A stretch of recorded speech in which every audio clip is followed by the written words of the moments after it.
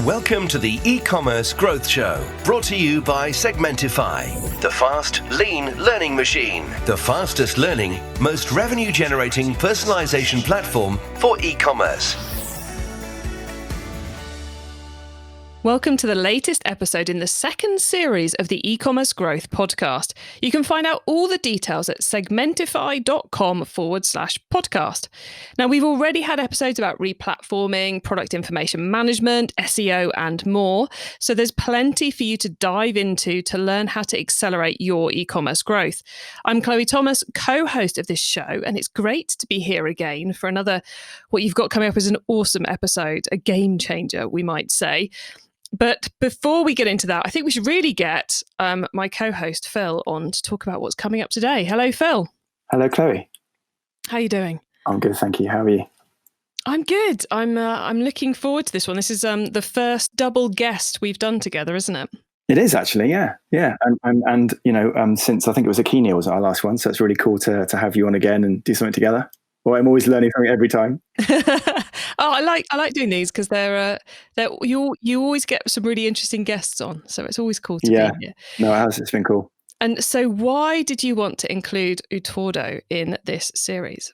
Yeah, sure. So basically, we chatted to Tash, didn't we, in the first series, and that was really interesting about SmartFreight. And then Tash reached out again, and I don't know too much about it, obviously, hence today's chat, but they're kind of working together in a way with Utordo on the kind of multi-channel order management side, inventory control, and then sort of on the comms side as well, kind of in partnership with SmartFreight and Utordo together. So I thought it would be awesome to get them both on to actually get a bit more detail what exactly they're covering off, where their specialties lie, and how they're working together to tackle, as we say, the peak season coming up in particular. Yeah, because we're going to be focusing in on how your back-end systems can kind of make or break in so many different ways your peak season. So we're going to be touching on the impacts on customer experience, the impacts on your cost, efficiency, accuracy of data. We're talking about reporting tools. We cover a lot in what's coming up. So I think what we should probably do is meet our guests. Absolutely. Let's do it. It's time to welcome our guests. Tash Jones is the European Channel Manager at SmartFreight. SmartFreight Solutions put you, the retailer, in control of your shipping needs, picking from thousands of possible providers and routes and giving you full control as the parcel leaves your warehouse and travels to your customer. They've been doing this since 1997, so it's fair to say SmartFreight know their shipping. And we also have Richard Davies, the director at Utordo, a brand new system that makes it easy to sync product and order information between your channels and platforms, simplifying your e-commerce inventory, order, and customer management processes. Hello, Richard and Tash. Hello there. Hi, Chloe. How are you doing? All good, thank you. How are you guys getting on? I'm really well, thank you, Phil. How are you? I'm good, thank you. Yeah, it's nice to have you on again, Tash. Thank you very much for having me. Not at all. And Richard, how are you doing? Very good. Excited to be here today. Absolutely. Yeah, I'm excited too. So obviously we had a great chat with Tash previously in the first series. And if you'd like to check that episode out, I think it's the last one in the series one that we did. And that was obviously all about SmartFreight in isolation, if you like. What we've also got today is a chat with Richard, as Chloe mentioned. Richard, why don't you start this time round by telling the guys a little bit about how Utordo came about? Sure. Yeah, thanks. Originally, we developed websites and web stores for clients. We came across a client who was selling furniture under a dropship model. Unfortunately, the opportunity didn't work out for them, so they ceased trading. In lieu of payment, we decided to take over and operate the dropship website as a going concern. Took us around 12 months to promote the site, increase traffic, which actually converted. Business started to do well, so to increase sales, made the decision to start listing on eBay and Amazon. What we found out quickly was selling across multiple platforms can be fairly admin heavy, especially when you're a drop shipper. things like simple tasks such as keeping on top of stock and inventory soon became out of control and can also prove to be quite costly. So we looked at the market for a system which ticked all the boxes for our operation, but couldn't really find the right solution. With this in mind, we decided there must be similar businesses like ours out there. So we made the bold decision to start developing our own system, which is now today called Utordo. Well, there we go. Very interesting. Well, I'm actually really keen to hear a lot more about this particular system, given, there's a number of systems out there in various guises doing the kind of multi-channel type thing. So this is very interesting to hear about. Before we sort of dive in terms of the overall theme for this particular chat today, it's really all about how to cater for the oncoming kind of bumper peak season. I mean, I was talking to Chloe earlier, and she was mentioning that the British Retail Consortium has recently reported that over 50% of retail sales in June were online. And that's up from about 33% last year. So we're kind of forecasting that carries on at this rate, along with everything else that's going on at the moment. It looks like we are indeed going to be into quite a big peak season this year. So I suppose the overarching question is, what should we be doing right now to take advantage of the opportunity that's now going to be coming and make sure, quite frankly, it doesn't become a living nightmare? Yeah, I'd say potentially COVID and the massive increase we've all seen has probably caught a lot of businesses off guard. I think if you were in e-commerce and you were a trader only online, you may have had stood a good chance because you would already have the infrastructure in place for the initial surge of orders. If you may have encountered many out of stock lines and maybe experienced difficulties with carriers. This can lead to a lot of extra admin for an online business. If you were more of a traditional brick and mortar type business, it may have been even more difficult as you just wouldn't have been prepared or in the position to be able to service that high demand of orders, such a spike that we've all recently seen. Yeah, it's quite interesting, isn't it, to see how businesses have, with the spike we've already seen this year, some have really thrived and some have really struggled. And it strikes me that a lot of the reason for how they've thrived or struggled is down to the tech systems that they've got in the back end. The spreadsheet manual process, of importing and manually exporting that some businesses have been using might have been great with a steady increase of orders, but it's really kind of fallen over now. Rich, is that something which you've been glad, with the business that you're running, to have the Utordo system in place to enable you to very quickly scale up? Absolutely. I mean, if you can utilize API technology rather than spreadsheets or flat file imports, you stand a much better position to be more dynamic. So as your items become out of stock, you need to be updating all the platforms that you're selling on with the latest stock information. Any out of stock items can obviously cause a lot of problems with buyers and also buyer feedback, which can be quite crippling as an online seller. I must admit, though, I say most buyers have been a little bit more understanding during the COVID period, but I do feel we're back to normal service now with most buyers. And in terms of, you say we're back to normal service now on that side, but Tash, have you seen, because obviously you see kind of like the Richard's bit is the getting the order placed as such, and then your bit is getting the order actually into the hands of the customer. So have you seen that the couriers are now back up to speed? Because I know that's an area which we've seen stretched, I suppose, so far this year.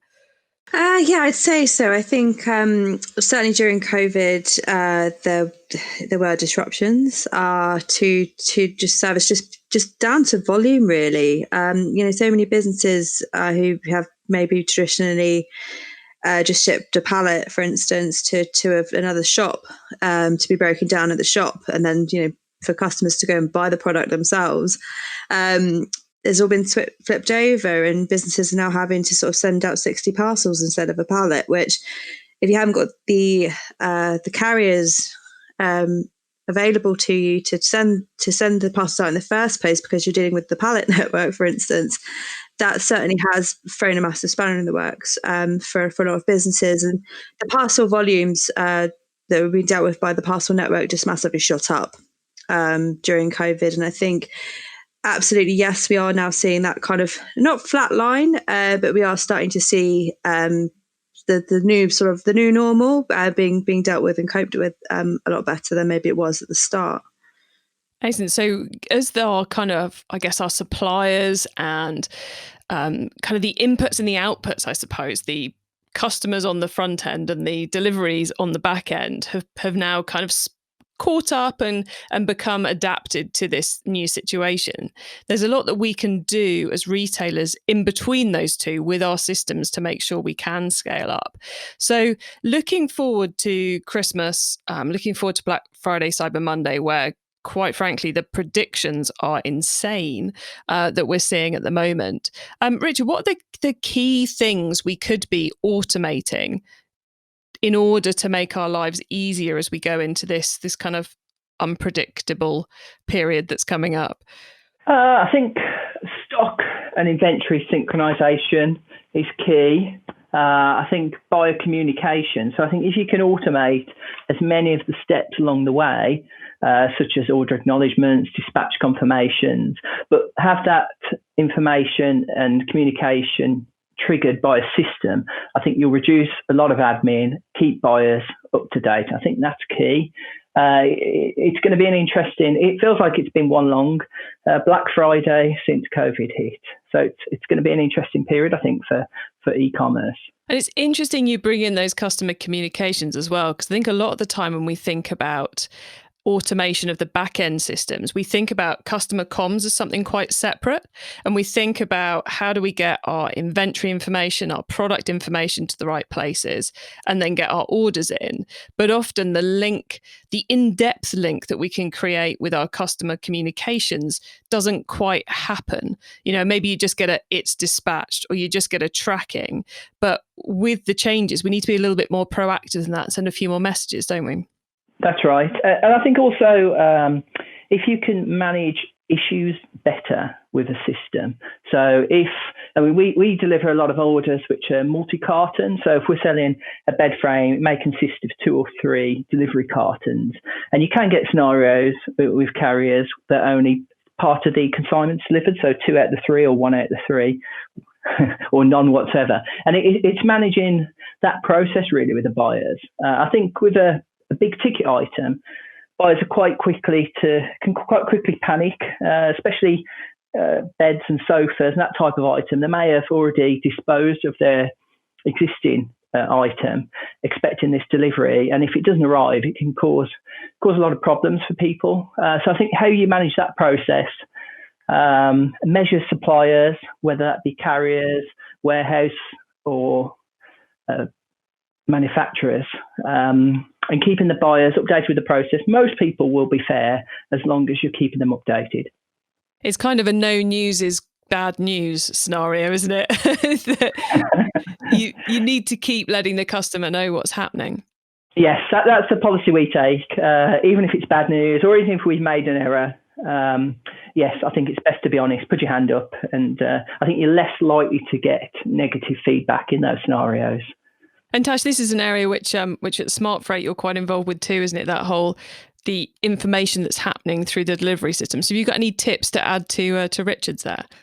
I think customer experience really is going to be everything moving forward. Just certainly during the Christmas and sort of Black Friday rush, it could be a time where you as a business could actually collect new customers who are likely to continue to order with you if they have a consistent experience with you, regardless of carrier that the shipment's being sent out from, or regardless of what marketplace they've ordered from.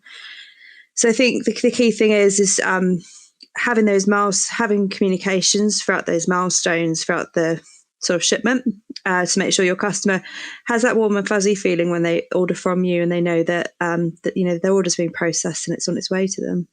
Now, I'm not going to name and shame here, but Richard, something which you just mentioned there completely reflects an experience I had just last week with a dining table. And I'm not naming anyone involved in this process because everyone covered themselves, not with glory at all. But one of the reasons why the dining table is still not here is because the information that made it from the retailer to the courier, I have no idea whose fault this is, contained the first line of our address and the postcode and nothing else, which when you live in a village in the middle of nowhere is not a great way to enable someone to find you because they didn't know town, village, etc. And that seems to be the primary reason why our delivery failed. And it just strikes me that we're talking about keeping the customer informed and creating a great service for them. But a key part within this is making sure all the right data gets to the right place. Because it's well and good creating an API link up, but if you've not focused on the right fields in the right place, then it's just not going to work for you, is it? That's right. I must admit, a common option that gets missed in this type of scenario, the note section that people add to an order, which could be not at the property, delay delivery, deliver in the back, or deliver to a neighbour. A lot of systems miss that translation of information, which can be key, really. Yeah, I guess the good thing is if you've got a back-end integrated system, then once you set it up once, it happens. Whereas if you're doing it manually, then it means someone has to remember every single time to put in the notes. So this is one of the ways where if we get our automated system set up right, it's going to be a lot easier for us. Yeah, and hopefully things like that pay for themselves, because if you are manually keying orders, however good you are, you will make mistakes, especially when the pressure's on, maybe at a Black Friday time. It's very easy to key a wrong digit on a postcode or a telephone number. And, especially with these big ticket items, it could delay the delivery by another 1 or 2 days, which isn't ideal for any party. Or it gets lost in transit completely because it has to be returned back to a hub and then back out for redelivery. So, yeah, I think accuracy of information is vital. I think less touch points or less manual entry has got to be good for everybody. Yeah, because it removes the potential for error as well as reducing costs and presumably improving the speed at which things can happen too.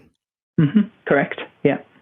So Tash, talking about data, that must be something which you must have some good tips for our retailers listening in on how to get that data right. Yeah, no, absolutely. I mean, using a carrier management system like SmartFreight actually will give you the ability to address validate and postcode validate to ensure situations like you mentioned there, where you've ordered from an online store, you've only got one line of the address and postcode. It actually removes that the risk of that happening, because if an order's been placed online, it's come through an order management system like Utordo through to us. Without that information, it's not going to be sent through to the carrier, which, as for a business, actually is a very sensible thing to do, because it means you're not going to have that situation where an item's going to sort of go out to depot and then it's going to circulate and come back and they go back to sender. It's kind of a situation you want to avoid. You want to know at the point of creating the consignment that there's an issue with an address, so you can reach out to the client and you can actually sort of rectify that situation to make sure, again, you've got that happy customer, because that delivery is going to be made on first attempt rather than it sort of going around to all the different depots and hubs beforehand. So yeah, exactly, because it strikes me as well that in that scenario, it's not good news for anyone. It's not good news for me as the customer. It's not good news for the retailer because I'm having a bad experience. It's not good news for their relationship with the courier either, because you want to have a good, strong relationship with your couriers, especially as the volumes increase so much at the moment. There's only so much courier capacity out there. So the better relationship you have with your couriers, the better service your end customers are going to get. So surely there is an angle for being kind to your couriers and enabling them to do the best job possible. Absolutely. Like you say, nobody wins in a situation where you don't have the correct information for delivery, but everybody wins when you do have the right information. So yeah, it's simple as that, really, isn't it? It really is, yeah. Okay, so we've talked about how good systems can help you improve customer experience, how they can help you improve supplier relations. Didn't predict getting into that one today. How they can also help you to kind of streamline and reduce cost. What we haven't yet talked about, though, is about how they can help you spread the risk and give you, I guess, more options by making it easier for you to sell on multiple platforms much more quickly. So Richard, how can a decent system in the back end help us to quickly start selling our products on additional platforms if we need to do that? I think it does come back to controls, really.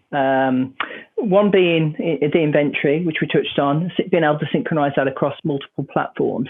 I think you'd have that confidence as well if you were to sell multi-channel, knowing that the process in-house was the same, irrelevant to where the order was generated from, whether that be a marketplace, your own store, or even telephone orders.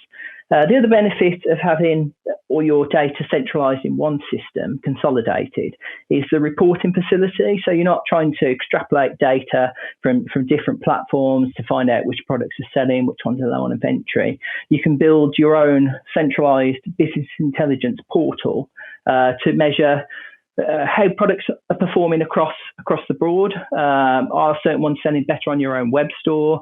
Is there different competition in different marketplaces? Is that down to price point?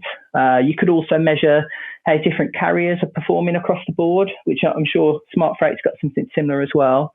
The key element as well is the case management. Are you experiencing more issues on a certain marketplace? Is that to do with descriptions or expectations of buyers, really?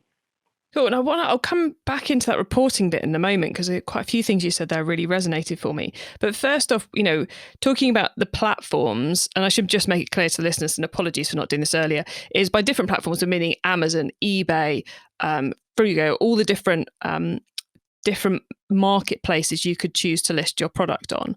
And it is often we talk about the ease of getting the data in and out of those marketplaces by having it all consolidated. But of course, if you've got it all then being reconciled into one system, then your team don't have to be trained on how to deal with an eBay order, how to deal with an Amazon order. They can just be trained on how to deal with an order, because they all look the same once they get to your pick, pack and dispatch team. Is that what we're saying, Richard? That's correct, yeah. So in-house, it would be irrelevant how the order was generated. The system would be configured to update each platform with what the requirement was, and they would be able to see the source of the order. But in essence, the process would be identical. Which just, not having to retrain the team makes life so much easier for quickly adding sales channels if and when you need to. Absolutely, yeah. It's a no-brainer. A no-brainer indeed. And then we were talking about the business intelligence portal, where you do need some brain to interpret the results. As we all know, the numbers are great. We've got to be able to interpret them. And the bit which I thought was particularly interesting was you're saying you can monitor how good the customer experience is, essentially the number of cases you're having to deal with on each platform, which is something I haven't heard a lot of people doing in the past. But that must be a very powerful way to make sure your team and your efforts are being deployed in the right areas. That's right. You can also drill it down to the manufacturer as well. So you could see if you're having certain issues with certain products. Not that should really affect which platform it was sold on. But yeah, you can measure the whole experience and even measure it against what feedback you're getting on different platforms as well to see if it relates. Do you think is something which it's easy to overlook when we're thinking about how to run our business effectively when we're seeing a surge in online sales, but actually there's only so much you can expand your overheads by, i.e. warehouse space, number of employees you've got who are trained up. So if you can identify which areas, product lines or marketplaces or couriers are giving you the most problems, which of course is costing you money one way or another and reducing your profits, then that makes it very easy to divert activity away from those, be it pick a new courier, be it stop selling that product and sell something else instead, or be it move away from that marketplace. Because it looks like we're probably going to have demand we can't satisfy going into this autumn, which means it's about chasing down the profitable orders rather than chasing down just any old order. That's right. It's quite easy to become a busy tool. So yeah, we also capture the cost associated with a case or an issue to see what. We could also report on that. So what issue is generating the most cost to us to correct, whether that be redelivery or replacement parts or loss of sale. So yeah, that type of information is available. Wow, that sounds incredibly useful information to have, because it's difficult making those decisions, because in a normal year we wouldn't be spending so much time looking at them, because we would be focused on making sure we sell all our product rather than focusing on we sell our product in the right places. Does that make sense? Absolutely, yeah. And I think why, not saying we're too different from the other types of software out there, but I think because we have hands-on experience of selling within a multi-channel environment, we experience these lessons the hard way sometimes. And this is the type of information that we require to run our business and be aware of it. You could quickly lose track of costs if you're sending out redeliveries for a missing part. Let's say it was a chair you sold that was missing legs or missing the Allen key or silly things like that, really. But if you're not measuring it, it can soon get out of control and be very costly without anyone particularly being aware. From my experience of talking to retailers who've been going through all that's been happening over the last few months, one of the things which seems to get dropped off the to-do list in favour of more urgent tasks is the reporting. And I can imagine manually trying to pull together all this data would be quite a time-consuming process. So I can see that it's something would just completely not be looked at if that the system wasn't pulling it together for people. That's right. I mean, different systems, like you mentioned earlier, Amazon, eBay, have their own internal reports, but of course it's only relevant for the sales on their platform. I think having a system that collates it all together allows you to look at the full picture. I think that's got to be key. Definitely key. So it seems to me like if we've got our systems working, not only are they going to save our team time, but they're going to do a lot of other things to enable us, or to enable the growth of the business without us doing a lot else, but also to enable us to make better decisions as we go through a peak, and therefore be able to kind of roll with the surges more than we otherwise would be. Is there anything else we should be considering when it comes to getting our back-end systems set up now, ready for what's coming in the next couple of months? Richard, I'll come to you first for this one, then I'll come to you, Tash. I think the only thing you could do is visit our website and book a demo. But I'm sure we'll touch on that at the end. No, I think it is key to have a centralized system of some kind and as much automation as possible, whether that be buyer, stock and orders. That's the only way you can scale quickly. The alternative is extra admin staff, which can cause more problems than it solves in some cases. Oh, certainly in the short term, with trying to train them and make sure the right decisions are being made. Yeah. And Tash, what about you? What do you think in terms of any other pieces of advice for being ready for a good Christmas and Black Friday, Cyber Monday? Yeah, I mean, I definitely think one thing that people need to consider, or businesses, need to consider coming into this season. Some businesses may not have done so well over the lockdown period, and it could really be your chance to shine and to sort of make back some of that lost revenue. So don't lose revenue by paying too much for things that you don't need to. Having something like a system that can offer shipping optimization like we offer for a few different carriers just give you the opportunity to automatically make sure you're always going with the cheapest delivery option that meets the SLA you might be giving to your customers online. So say if your standard delivery is 3 days, or you offer like a next day delivery, make sure you've got a few options so you're not paying a premium, so you're retaining some of that margin. I think that's going to be really important to help businesses really have a good season, as well as having sort of the automation side, so you're not wasting any time rekeying from one system to another, or having to have extra warehouse operatives to create consignments if you can have a system that's doing it in the background for you. And of course, having that customer experience, but making sure you keep your customers informed as to what's happening with delivery. to make sure, even after the peak season, they come back to you. And I guess that would really be a key message to me, is make the most out of the season that's coming up, and make sure you can retain as much profit as you can. I love that. And I also love your point about these being customers for next year as well as customers for this year. Because it's very easy to get focused on just Black Friday, Cyber Monday and Christmas. But what we actually need to be thinking about is how we give these customers an awesome experience so that next year, whatever that may bring, it's still us they come back and buy from. So thanks, guys, for those tips. Richard, we've said a couple of times about Utordo. You told us at the beginning about how it kind of grew out of a need you had with the dropshipping business that you kind of absorbed, I suppose. I was going to say inherited, but that's not quite the right word.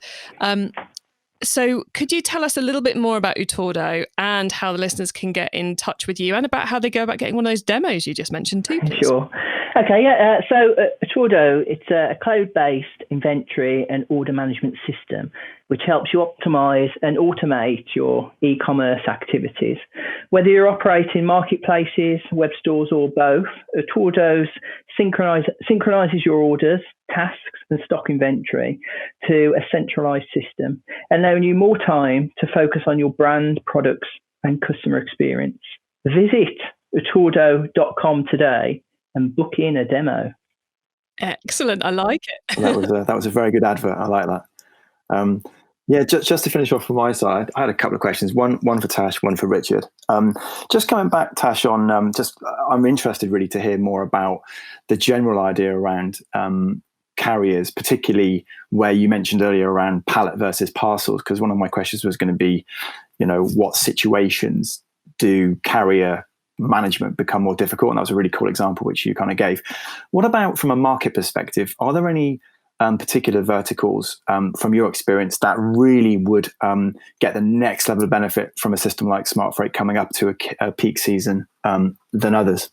Yeah, sure, absolutely. So I think businesses that ship parcels, jiffy bags, boxes, carrier management is absolutely perfect for, but also for businesses who ship large quantities of boxes to a single address, which is more your B2B sort of offering. They'll probably benefit the most in this season from having something like a carrier management, because having a fully integrated system that's already got all the carriers integrated onto it allows you to be really flexible, with who you're going to which services you're going to use.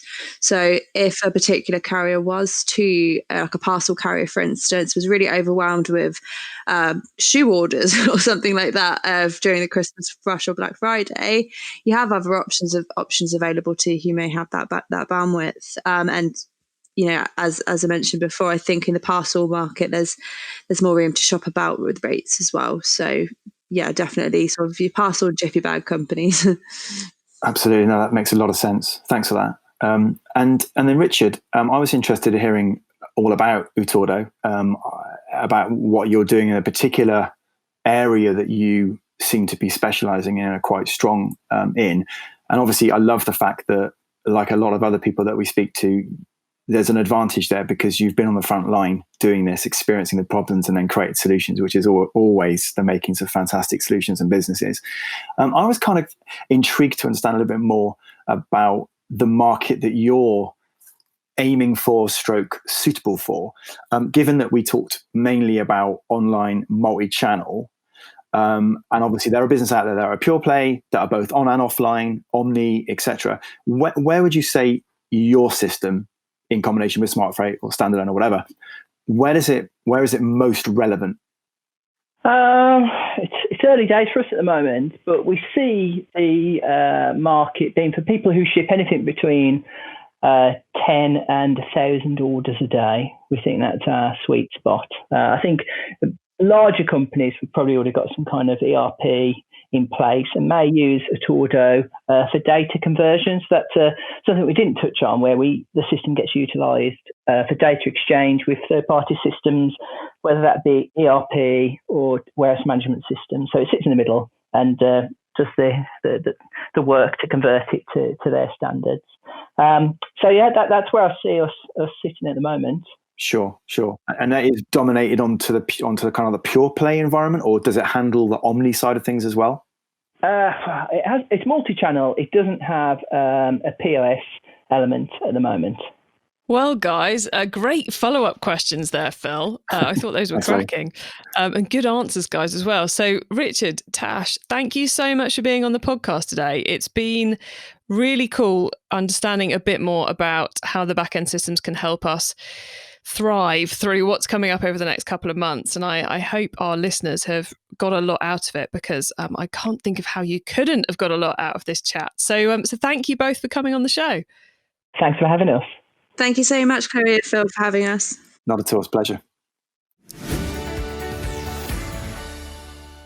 That was fascinating. And I think one of those things which a lot of us prepping for autumn 2020, call it what you will, call it Black Friday, Cyber Monday, call it Christmas, call it peak, call it whatever you want to call it. I think we're all focusing on kind of our teams maybe, and we're focusing on getting the product in and trying to predict how much we're going to sell, and we're thinking about our marketing and what we can turn on and what we can turn off depending on how the sales are coming in. But what we're forgetting, what I'm not hearing a lot of people talk about, is getting those back-end systems right, so as we've got them in place to enable us to adapt and change. So Phil, what were your key takeaways from that chat?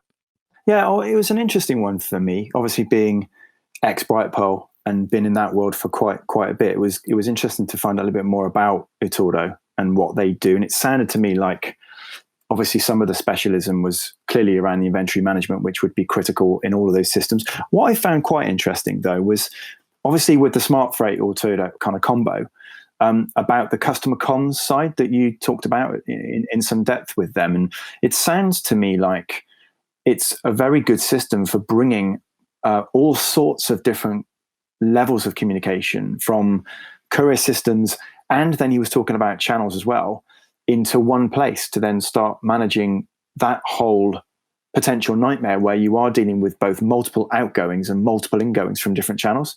So that was, did you get that as well? Is that right? Yeah, I mean, there's the more you think about those back-end systems, the more pieces of data and complexity you realize they're dealing with. I guess when you start off with them, often they'll perfectly happily cope with 80% of what you've got going through, and you'll have maybe 20%, 10% outliers that you have to start dealing with as they crop up, and then build them back into the automation. Because, as we know, no system do you turn it on and it works perfectly from day one. It's getting it right is about that making it work over time.